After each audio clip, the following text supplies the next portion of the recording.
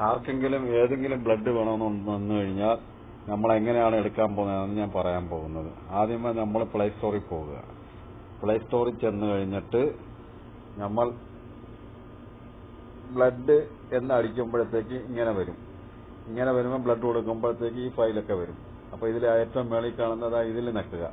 ഇതിൽ നിൽക്കി കഴിയുമ്പോൾ ഇങ്ങനെ വരും. ഇങ്ങനെ വരുമ്പോഴത്തേക്ക് നമുക്ക് ഏതാണ് വേണ്ടതെന്ന് വെച്ച് കഴിഞ്ഞാൽ അത് വരും.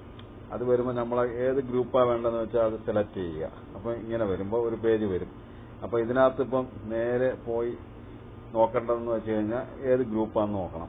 നോക്കിക്കഴിഞ്ഞ് കഴിഞ്ഞാൽ അത് ക്ലിക്ക് ചെയ്യുക. അതിൽ ക്ലിക്ക് ചെയ്യുമ്പോഴത്തേക്ക് ഏത് രാജ്യമാണെന്ന് ചോദിക്കും. അപ്പം നമ്മൾ ഇന്ത്യ അടിക്കുക. ഇന്ത്യയിൽ അടിച്ചു കഴിയുമ്പോഴത്തേക്ക് പിന്നെ അതിലെവിടെ ഏത് സ്ഥലം വേണോ, ഏത് ജില്ല വേണമെന്ന് ചോദിക്കും. അപ്പം നമ്മൾ കേരളം അടിച്ചു കൊടുക്കുക. അപ്പോൾ കേരളത്തിൽ ടിക്ക് ചെയ്യുമ്പോഴത്തേക്ക് നമുക്ക് എവിടെ വേണമെന്ന് ചോദിക്കും. അപ്പോൾ നമുക്ക് ഇഷ്ടമുള്ള ഏത് സ്ഥലമെന്ന് വെച്ച് കഴിഞ്ഞാൽ ഇപ്പോൾ തൽക്കാലം ഞാനിപ്പം കൊല്ലം ക്ലിക്ക് ചെയ്യുകയാണ്. കൊല്ലം ക്ലിക്ക് ചെയ്യുമ്പോഴത്തേക്ക് പിന്നെ എവിടെ വേണമെന്ന് ചോദിക്കും. അപ്പം നമുക്ക് ഇഷ്ടമുള്ള ഒരു സ്ഥലം അടിച്ചു കൊടുക്കുക.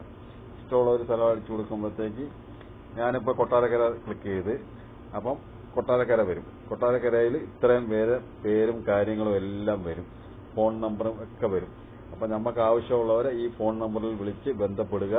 ബ്ലഡ് ആവശ്യമുള്ളവർക്ക് കൊടുക്കുക. ഇത് നമ്മളെ എല്ലാവർക്കും ഷെയർ ചെയ്ത് കൊടുക്കണം. ഒരേ വ്യക്തിയും സകല പേർക്കും ഇത് ഷെയർ ചെയ്ത് കൊടുക്കണം. അത് നമ്മളാ കഴിയുന്ന ഒരു ഉപകാരം അത്രയേ ഉള്ളൂ. എമർജൻസിക്ക് ഇത് വളരെ ഉപകാരമായിരിക്കും. അപ്പോൾ എല്ലാവരും സഹകരിക്കും.